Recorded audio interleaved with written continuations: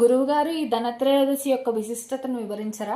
ఒక కథ ప్రాచుర్యంలో ఉంది. పూర్వకాలంలో హిమన్ అనే రాజు ఉండేవాడు. అతనికి ఒక కుమారుడు జన్మించాడు. అతని కుమారుడు జాతకం ప్రకారం వివాహమైన 4వ రోజున మరణిస్తారని పండితులు చెప్పారు. అందువలనే ఆ రాజుకి కుమారుడికి వివాహం చేయడం ఇష్టం లేదు. కానీ దాని విధిని ఎవరు తప్పించలేరు కాబట్టి ఆ రాజకుమారుడిని ఒక రాజకుమార్తె ప్రేమించి వివాహం చేసుకుంది. వివాహమైన 4వ రోజున ఆశ్వీజ బహుళ త్రయోదశి తిథి వచ్చింది.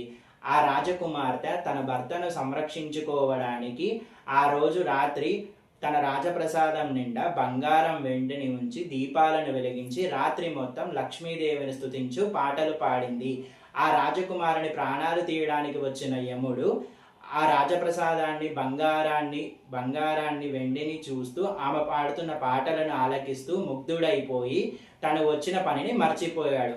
ఆ మరణ గంటికలు కూడా దాటిపోయాయి.